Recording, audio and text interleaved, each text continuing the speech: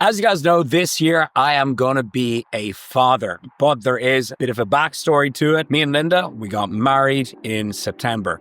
And about 6 months before that, we always knew we wanted to have kids. So we went and got our fertility levels checked here in Marbella. Linda was all perfect, all good to go. Me, I was not. If I was to rank my fertility levels at the time, which I'll go into all the details that go into that and how I rank them. If I was to rank my fertility levels at the time, I would rank them 5 out of 100. They were extremely low. This led me to go on a deep dive on improving fertility, especially for men. I ended up getting super passionate about the topic. It is absolutely crazy when you look into the statistics. Since the 1970s, fertility levels have been slashed. Testosterone levels have been slashed. I started looking into the reasons behind this. If you want to know the biggest factor after what I've found, Peter Attia ties the main cause to actually the rising rates in being overweight and obese. So not only is being overweight, it doesn't look great, it's bad for your health,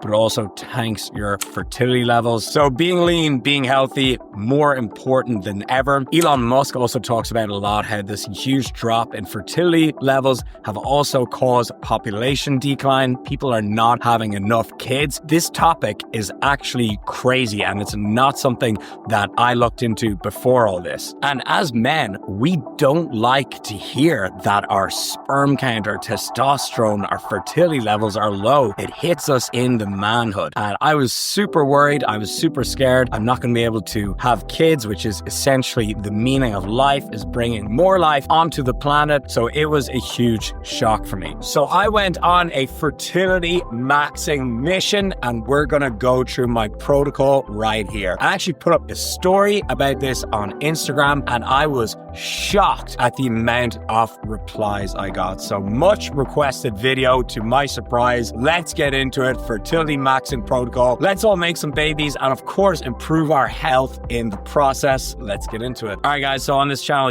I like to not only talk the talk, but walk the walk as well. Whether it's telling you guys how to get stronger in the gym, get shredded, build muscle, whatever, I like to lead by example. So after following this protocol, I brought my fertility levels from 5 out of 100 to 97 out of 100. So fertile as it gets, and the proof is in the pudding. Baby Lipsett arrives here in June. Thank you, God. We're going to go into all the juicy stuff, peptides, pharmaceutical, TRT, everything. But first, we got to start with the basics, and it's gonna be your diet. So of course, a high protein intake is the foundation, in my opinion, of any healthy diet. I recommend the usual 0.8 per gram of body weight. And so that's the first thing we're gonna look at here. Now, next up, we have the fats and carbs. Usually I'm a proponent of a higher carb diet, especially for myself, but we're gonna have a big focus on testosterone and overall men's health here. What you might wanna do is, if you're focusing on your fertility levels, you want to maybe lower your carbs a little bit to make more room for healthy fats. In my opinion, the best forms of fat are going to be oily fish, avocado, and eggs. Coconut oil in there as well is great for cooking. They are my go-to fat sources, and in my opinion, they're the most nutrient-dense fats,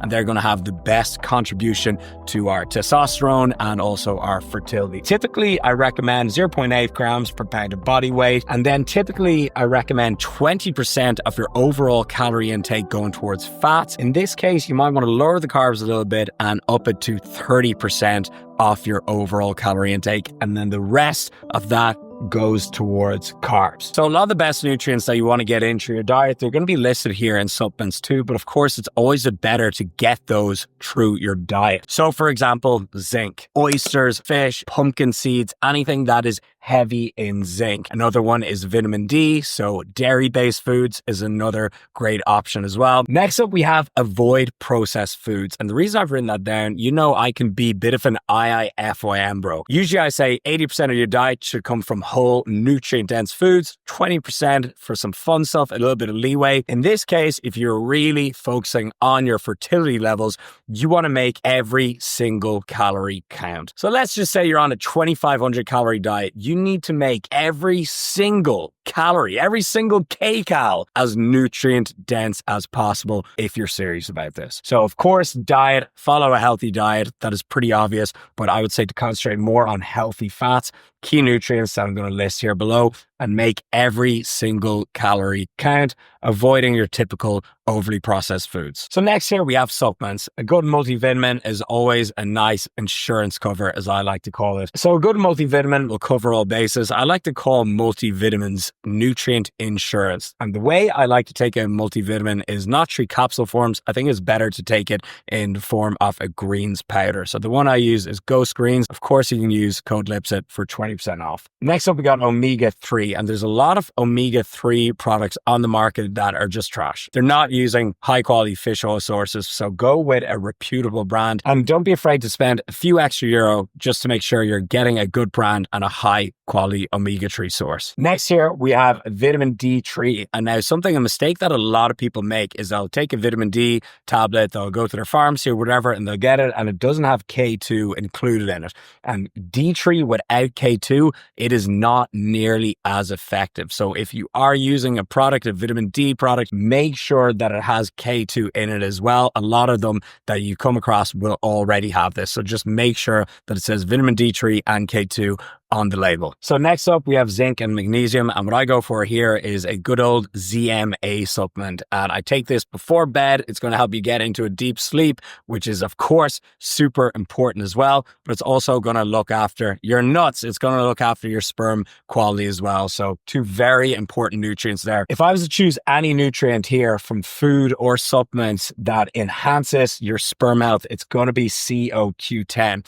And the best source of this is actually from organ meats. With that said, organ meats are very difficult to get in. Like you see for some people, raw dog and liver, very difficult to consume, doesn't taste good, and not a norm in our diet. So I think here supplementing some animal products and capsules is extremely beneficial. This is not sponsored. The one I use is called Dense Nutrition. They sell beef testicles in capsule form, liver, of course, beef kidney, extremely high quality, and also made here in the EU, as a lot of the brands that you've seen online, the animal-based brands that are all based in America. So Dense Nutrition is a great one in the EU. It's not sponsored. I have a code that will get you 20% off, code Lipsett. But again, they didn't ask me to do this. It's just a product that I genuinely use. Next up, we have selenium, which helps with sperm morphology, sperm quality. And a source of this, if you were to get it through your diet, is Brazil nuts, which again, is just not something that people eat on the regular. So I think supplementing with some animal products that I mentioned, or even just pure selenium,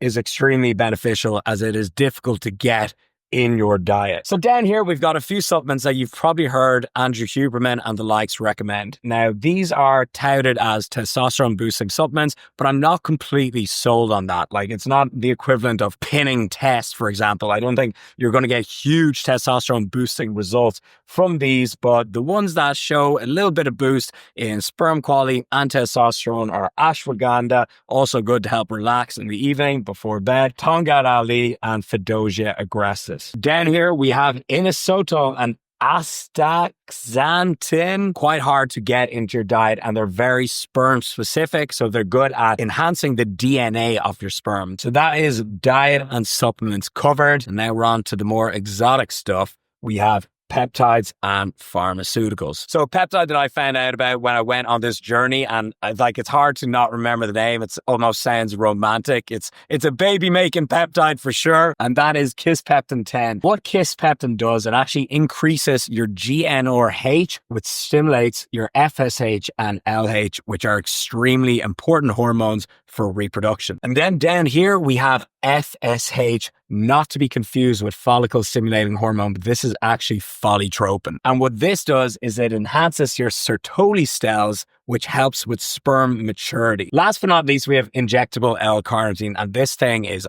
awesome whether you're looking to improve your sperm quality or just improve your training and your fat loss, your energy production. This thing is an absolute beast, and it helps basically convert fat to fuel. And then I didn't even know this, so I knew that before, but I didn't even know this, that it has a great knock-on effect on your sperm quality. Now, when taking L-carnitine, you've probably seen it in the shelves of a supplement store. You've probably seen it everywhere. It's even even things like L-cars in energy drinks. But what you want to do is it needs to be injectable, as when you swallow it, it doesn't really bypass your digestive system. So if you want to really notice a difference, it needs to be injected. And when you're injecting it, it's kind of a weird, like stingy, sour sensation, but it is a very legit peptide for not only your training, your fat loss, your overall health, but really for your sperm production as well. So if I was to choose like one peptide there to go with, the injectable L-carnitine is awesome. So going down here into pharmaceuticals, and this is going to make, in my opinion, probably the biggest difference if you, of course, have your diet and your lifestyle covered. This is really going to be the game changer. And these are things that you're going to need to get prescribed from your doctor, or unless you've got like a really good source or something, but these are quite difficult to get. And so you've probably heard of Clomid. It's something that bodybuilders will do after coming off a steroid cycle.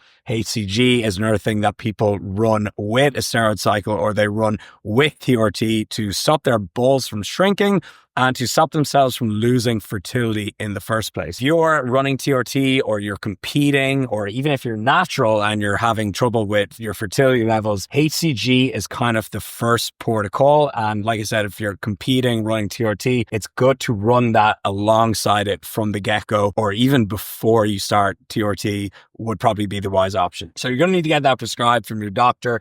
And you've probably heard of Clomid. And that's something that bodybuilders typically use as PCT to restore their natural testosterone if they are coming off a cycle completely. People think they take clomiphene. That's, the Clomid is the brand name. What you actually want to be taking is N-clomiphene, especially if fertility is your goal here. So Clomid does not do nearly as much for fertility levels as N-clomiphene. So that's a very easy mistake to make. So make sure that your doctor prescribes you N-clomiphene. When I was talking to him, he actually didn't know that, and he was going to prescribe me Clomid. And I showed him a more plates, more dates video and kind of put him on the right path. But you got to realize, a lot of these doctors that you go to, they're not bodybuilders. They're not bodybuilding specialists. So there's no harm in doing your own research and just talking to your doctor about it. And if they're open-minded, you should be all good. So these are the two things that are really going to move the needle, no pun intended, in terms of your fertility levels. And now down here we have TRT with a question mark. First of all, if you're completely natural, all this is still very helpful. All the research that shows the fertility levels declining. This is not on bodybuilders. This is on just general population. The general population, fertility levels are still at their lowest levels. And if you're trying to conceive and you're just a standard gym goer, you're not Mr. Olympia, all this is still extremely helpful. And now let's say you are on TRT or you're on a full-blown cycle, you have two options really. You can either stay on or reduce the dose, but keep taking anabolics while also running this. And I personally know a lot of bodybuilders and guys in the fitness industry who have successfully managed to conceive while being on cycle or even competing. C-Bum, Ronnie Coleman, there's tons of guys, there's lots of examples. So you can either stay on, but it's never going to be as effective as just going completely cold turkey, because when you're taking anabolics, of course, your natural testosterone production just stops. You stop producing sperm essentially. In my opinion, it's always going to be more effective to just go cold turkey. And the HCG and the N-clomiphene will bring your natural testosterone levels back somewhat, compared to just doing it without them. And will also improve your sperm count and your sperm quality and everything as well. So you have two options. You can stay on, you can try that. Depends how fast you want to conceive a child. It's definitely going to take longer, in my opinion, for your fertility to come back, or you can just raw dog it and go cold turkey. They are basically your options there. And then over here, we have lifestyle. Training. Weight training, in my opinion, is always going to be your best bang for buck, not only for testosterone production, but for your overall health, your bone density, your insulin sensitivity, just absolutely everything.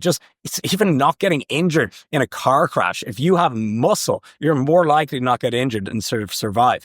I'm a big proponent, and I'll always keep banging this drum, that building muscle, lifting weights is the healthiest form of exercise. And it's interesting because most of the population shies away from it. Most of the population doesn't even go to the gym, never mind go into the gym and lift some heavy ass weight. People you've constantly seen in commercial gyms, The cardio section's full. People are just on their phones doing cardio. No one is clanging out some big weights. And it's actually the healthiest thing you can do as long as you're not getting injured and you're using correct form. Sleep. I don't know if I even need to go too in on this. If there's anything that we've really just the whole population has woken up to in recent years is the importance of sleep. It is just virtually everything, like fertility levels aside, your training, your strength, your focus, your inhibitions, your discipline with your diet, virtually everything comes back to sleep. You spend 1/3 of your life asleep. So you better make sure you're getting good quality sleep.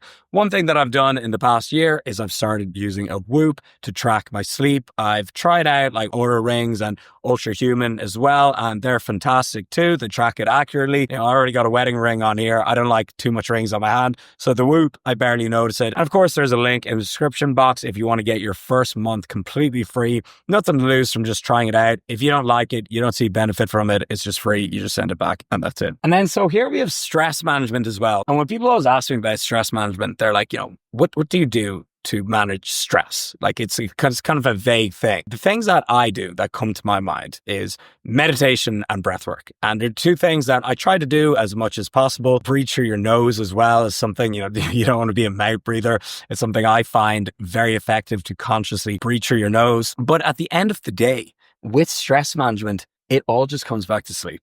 If you're getting high quality sleep, that is the best thing you can do to reduce your stress. Down here is quite funny, okay? Heat management. So you want to have your balls cool and flowy. You've probably seen Andrew Huberman say that when he gets into a sauna, he puts an ice pack on his nuts. Now, I don't go that far. I just use the sauna in the gym here. So I use it after my workout. So I'm not like carrying around an ice pack during my workout and then straight into the sauna and put it on my nuts. But there is actually research to show that it does affect, even getting into a hot tub or sauna, having hot balls does reduce your sperm count.